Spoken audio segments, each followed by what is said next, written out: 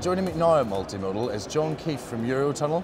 Thanks very much for joining me, John. Good to see you. Yeah, so we'll dive right in. So what I wanted to ask you is, why is it important to get a good customs deal with the EU at the moment? Goods move backwards and forwards between the UK and the EU with no customs controls today. Over the last 25 years since the customs union was formed and since the UK went into it, the Channel Tunnel was built, the speed at which goods move backwards and forwards has increased dramatically.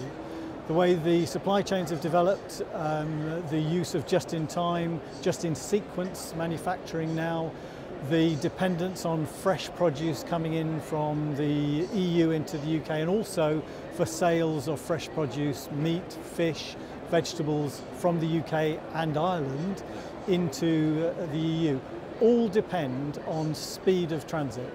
So if we don't have a customs agreement and we go back to the bad old days of having to inspect every consignment that goes through, many of those industries can't function as they do today, and economically that's a big hit. Okay, and I suppose that leads on to my next question, which is, how can we ensure that everything doesn't just come to a standstill? Well, actually it's almost a regardless of Brexit requirement, because we've been looking at this for the last sort of 5 to 6, 7 years. In terms of traffic growth, we're going to reach a point where the amount of truck traffic going backwards and forwards between the continent and the UK is so great that our infrastructure is going to start to struggle. And this is why we need things like smart motorways, why we need the Lower Thames Crossing, why we need upgrading to the motorway connections in the southeast, in particular in Kent, because we'll need to keep things moving. So the importance here is to make sure that we are future-proofing against traffic growth, and this means things like high tech. It means using technology to generate information in advance. It means getting that information to all of the right agencies that require it. It means processing things in the cloud or remotely, so that you're actually separating the physical movement from the movement of information about the goods. So the next stages are critical. They're physical infrastructure and they're technological infrastructure, and those are things that we need because the world's economy and the European economies are still growing. I couldn't agree more. And the other thing I did want to ask was just about, I believe there's a new name coming about for Eurotunnel? Eurotunnel has very recently changed its name. The group is now called GetLink Group.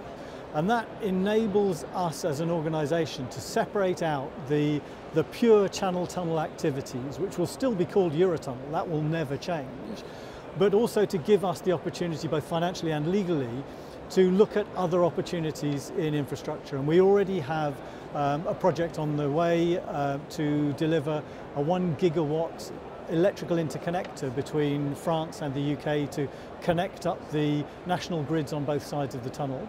And we also run a rail freight transport business, Europort, in France and into Germany and Belgium. And by creating the GetLink group, it enables us to operate all of those and to finance all of those independently. And it's a much cleaner and a much cleaner structure, and a structure with much more potential for development. Brilliant. Sounds amazing. So how do you think that your business is going to look on January 1st, 2021? I think we're all going to wake up and be doing exactly the same as we were doing the day before. This is so important. The movement of goods between the economies in the UK, in Ireland, and into the EU and back and forth is so important. Such a large part of industry depends on that.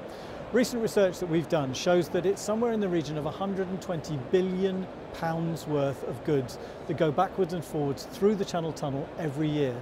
Now that's a massive part of the UK's economy, something like 25%, traded with Europe, with our nearest neighbours.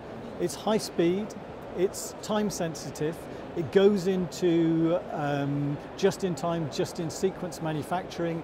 It's all about pharmaceuticals, it's all about fresh produce, it's all about satisfying consumer demands. It's the express parcels business. It's what we order online one day and expect the next. So I think it would be a very brave government that shut all of that down. And that's why I think on both sides, there's a really strong commitment to making sure that January the 1st, 2021 is the same as the day before. That's a great point to leave on. Thank you very much for that, My John. pleasure. Good to speak to you. Yeah, same to yourself.